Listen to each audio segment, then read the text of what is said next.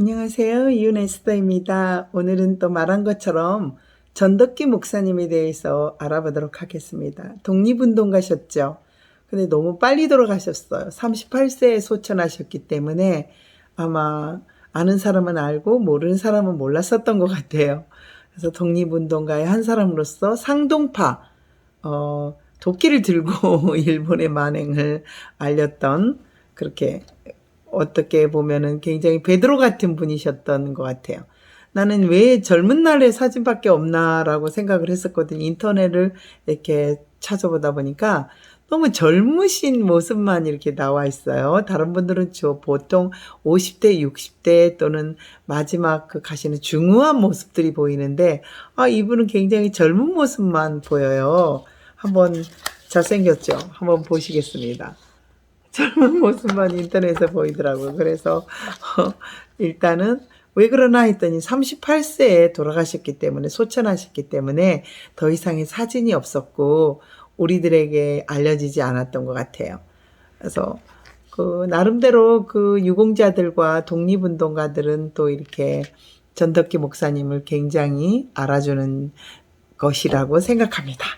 그래서 전덕기 목사님의 신앙관, 그리고 또 어떻게 구한말, 또 일제강점기 시절에 또 했나, 대처를 했나, 이것을 한번 또 알아보겠습니다. 옥고를 너무 치렀기 때문에 몸이 쇠약해져서 더 이상 생을 씩씩하게 또 할 수 없었다라고 생각합니다.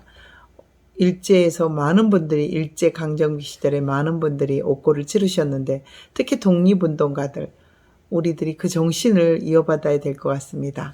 자, 그러면 한번 전덕기 목사님에 대해서 알아보도록 하겠습니다. 전덕기 목사님에 대해서는 이제 백화사전에 이렇게 나와 있어요. 그래서 나름대로 이제 준비를 해봤습니다만은, 1875년이면 꽤 아주 오래된 분 같으시네. 지금 보니까. 1900년도, 지금은 2021년이잖아요. 1914년 3월 23일 날 돌아가셨고요. 개신교회 감리교회 목사님이셨다고 그래요. 대한제국 시절에 독립협회, 을사늑약을 반대 시위했던 분으로서 특히 이분은 헤이그 밀사사건, 상동 감리교회에서 헤이그 밀사사건 또 파견을 했었죠. 저도 네덜란드 헤이그까지 가봤습니다만은 거기에 이준 열사의 이렇게 이상설인가? 그 당시 하여튼 이름이 적어져 있었던 것 같아요. 헤이그 밀사 사건과 밀사를 파견했던 유명하신 목사님이세요. 또 주님 보시기에 나라 조국을 위해서 최선을 다했던 그런 목사님이시고, 신민회라고 우리 고등학교 교과서에 나오는 신민회를 이끈 인물로서 2014년 3월 3일에 독립운동가로 선정이 되었다고 합니다. 2014년에 독립운동가, 3월에 독립운동가로 선정이 되셨다고 그래요. 상동 감리교회의 전도사와 목사를 연기한 독립운동가로 본관은 정선이었고, 상동 청년의 조직에 굉장히 중요한 역할을 했다고 그래요. 을사늑약이 이루어졌을 때 도끼를 들고 반대운동을 벌였던 유명한 일화가 있죠. 역적의 목을 치던지 나의 목을 쳐라 하면서 막 도끼를 왕에게 바친다며 막 왕 반대 운동을 하셨던 그런 분이 을사늑약에서 역적의 목을 치던지 내 목을 쳐라 도끼를 들고 다녔던 감리교 신학교의 전신이 협성신학교에 입학을 하게 된 것이며 생활을 했고요. 독립협회 서무부에서 속해서 일을 했다고 그래요. 그래서 상동 감리교회를 결성했고, 신민회 같은 해 이준과 상동 감리교회 지하실에서 헤이그 거사 계획을 세운 분이 바로 목사님이셨어요. 전 목사님. 그리고 파송은 같은 해 감리교연회에서 목사 안수를 받고 상동 감리교회 담임 목사를 했는데, 바로 상동 감리교회 지하에서 이준 열사, 헤이그에 파견되었던 이준 열사와 그런데 백오인의 사건이 1912년 조선 총독부가 날조한 백오인의 사건으로 체포돼요. 서대문 형무소에 끌려갔잖아요. 그래서 거기서 굉장히 혹독한 고문을 당했어요. 그래서 병보속으로 풀려는 낫서도 그 혹독한 고문 후유증 때문에 38세에 영면하셨고 소천하셨습니다.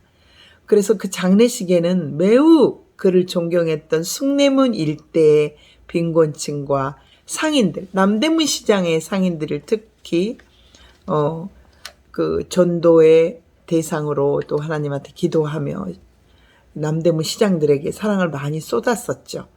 독립운동의 기념처가 될 것을 두려워해서 일본 사람들이 당국은 도로를 확장한다며 교묘하게 묘소를 여러 화장을 한 후 유해를 한강에 뿌려버렸어요.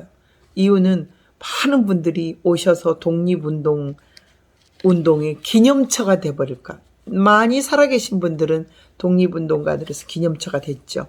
그의 위패가 국립묘지 무후선열 영목악에 모셔졌다고 그래요. 한번 찾아가 보도록 하고요.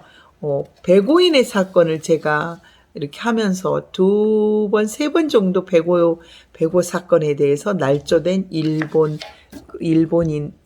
식민지 시절에 날조되었다라고 하는데, 우리 전 목사님 이후에 한번 백오 사건에 대해서 한번 알아보도록 하겠습니다. 을사조약 무효투쟁을 전개하면서 아까도 말했다시피 도끼를 들고 역적의 목을 치든지 내 목을 쳐라 이렇게 이야기하셨던 분이 바로 전 목사님이시고, 또 상동교회 지하에서 이준 열사랑 또 함께 거사를 성사시켰고요. 또 을사조약 때 민족의 이름으로 처단하기는 위했지만 그 거사 계획은 일본 경찰에 의해 저지를 당했다고 그래요. 그리고 비밀 결사 민족 독립운동 단체인 신민회를 조직하는데 한 사람이었던 우리 전 목사님. 감리교회에서 목사 안수를 받고 1907년에 그리고 담임 목사가 되셨고, 상동교회는 민족운동의 요람으로 많이 활동을 하는데 큰 공헌을 했다고 그래요. 신민회 사건이 바로 백오인의 사건인데 그걸 좀 알아보도록 하겠습니다. 1912년에 일어났죠. 우리 목사님도 이것 때문에 이 신민의 사건, 백오인 사건에 회복하지 못하고 사망을 하셨다라고 나와 있는데요. 이 전덕기 목사님에게는 인생을 바꿀 수 있는 바로 스크랜턴 선교사가 있었습니다. 이 선교사님을 만남으로써 그 외국 공간 주변에서 선교사님들이 많이 만났다고 그래요. 많이 살았어요. 또 정동을 중심으로 이게 정동교회와 또 선교사님들이 많이 살았을 때, 이때 감리교회 선교사인 스크랜턴, 남대문 시장에 서민 거주지인 상동에 새로운 선교지를 개척하면서 스크랜턴 이 선교사님이 오셨습니다. 바로 상동교회예요. 메리 스크린턴은 54세였던 1985년 의사 겸 목사인 아들 윌리엄 스크랜턴 가족을 이끌고 미 감리교회 해외 선교사로 바로 한국에 왔다고 그럽니다. 메리 스크랜턴은 이듬해인 1986년 한국 최초의 여성 교육기관인 이화학당, 지금의 이화여대 전신이었잖아요. 이화여고. 세우는 등 20년간 여성교육과 선교에 헌신하였었던데, 그 아들이 바로 윌리엄 스크랜턴, 메리 스크랜턴은 엄마였고 이화학당을 세우셨던 분이죠.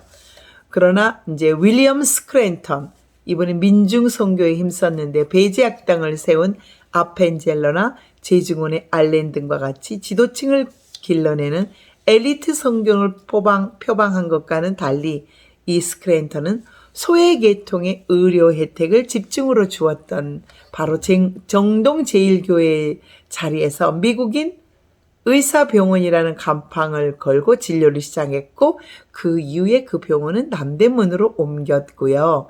그 병원 교회를 정식 상동교회로 조직하면서 초대 담임 목사로 부임하셨던 분이 바로 스크랜턴이었죠.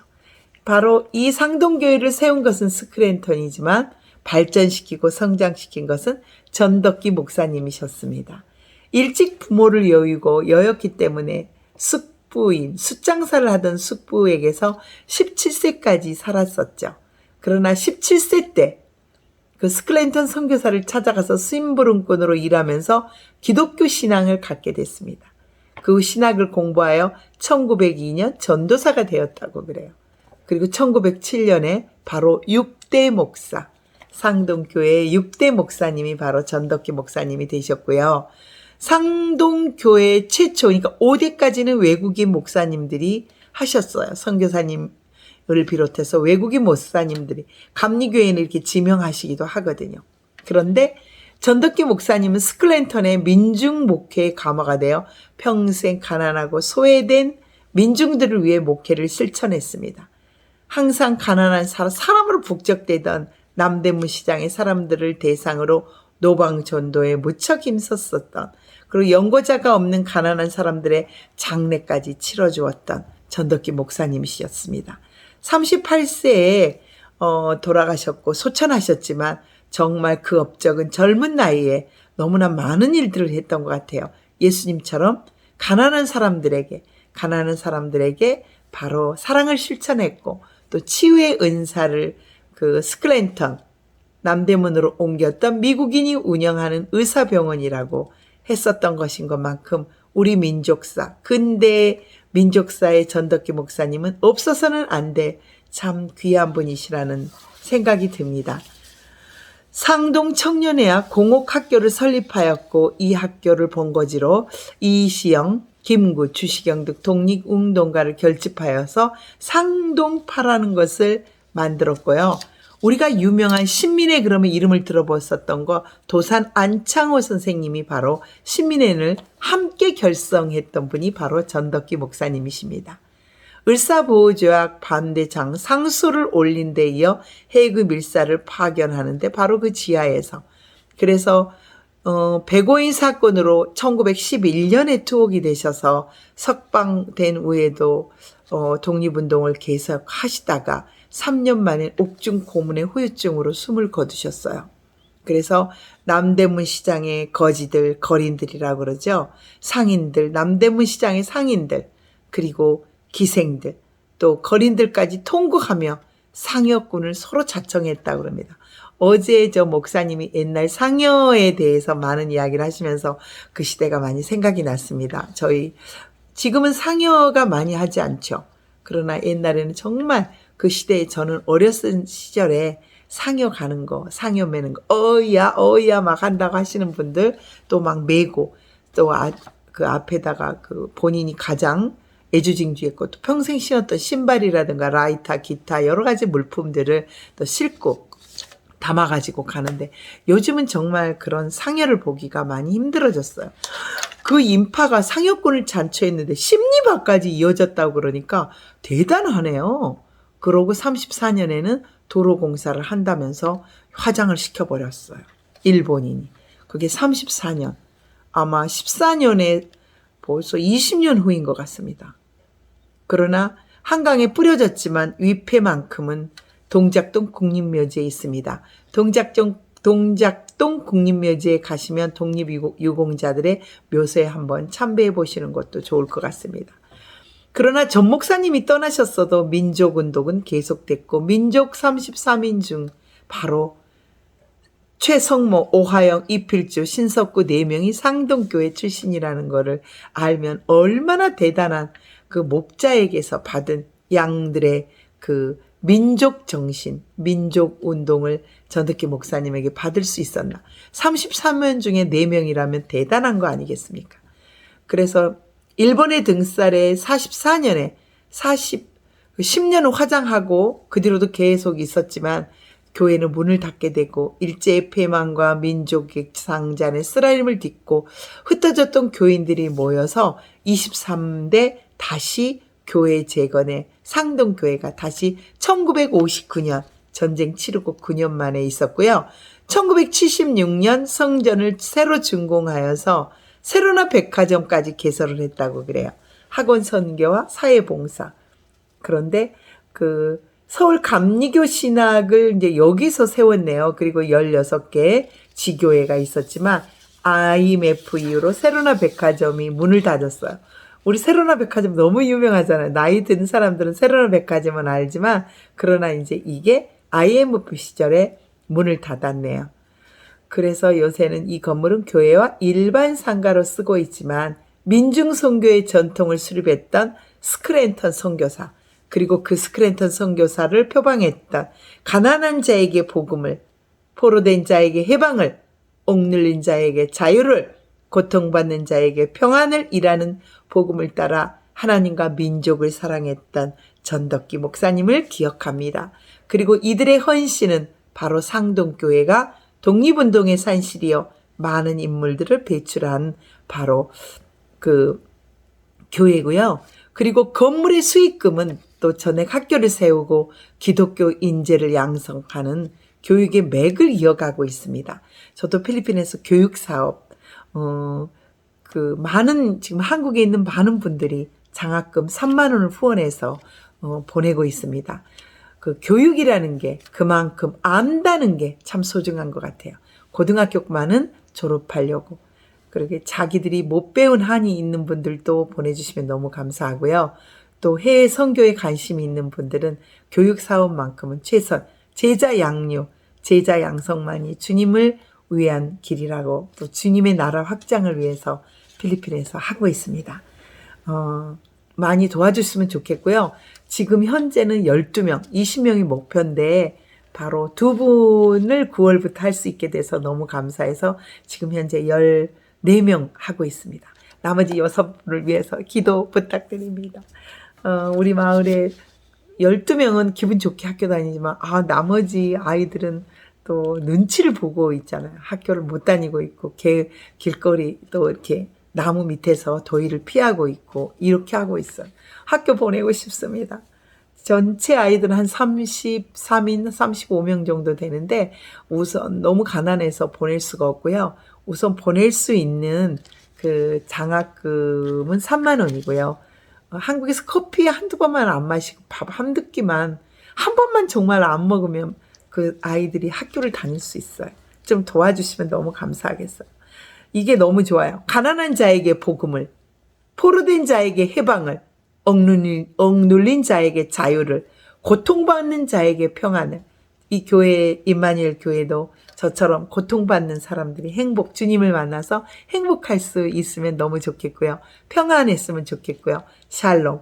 또 막 쓸데없이 막 고초를 당하고 있는, 나는 괜찮았는데 막 우연히 이상한 사람들이 찾아와서 막 고통을 주는 경우도 많이 생겨요. 살다 보면.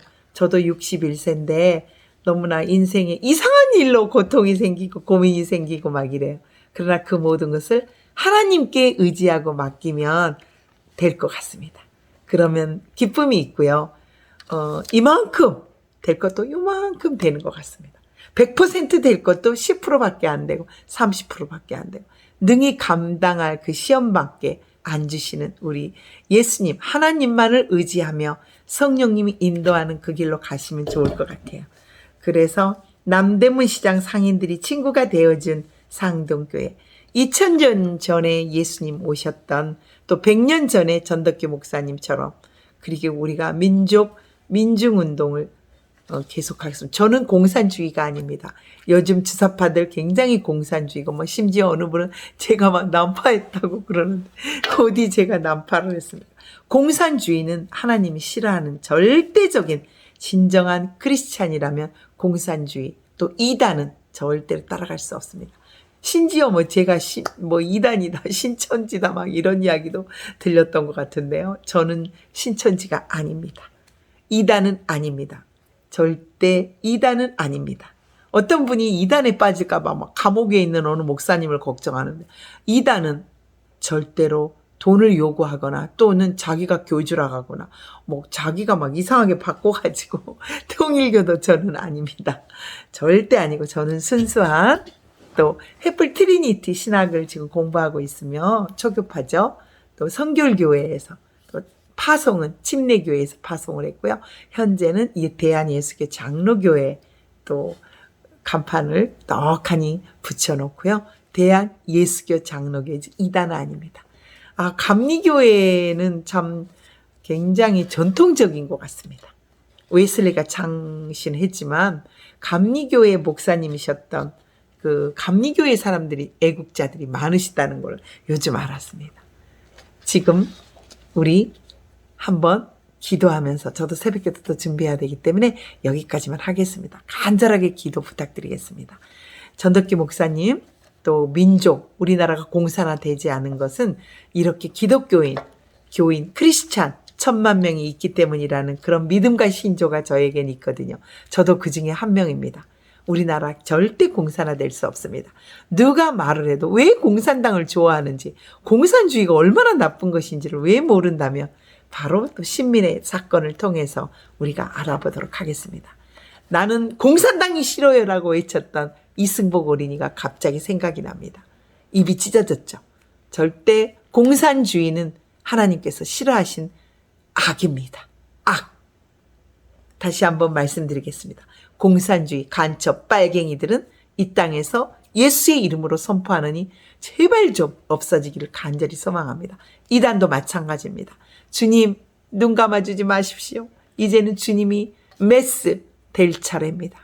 주님 도와주십시오. 감사합니다. 여러분 또 오늘 하루 사랑합니다.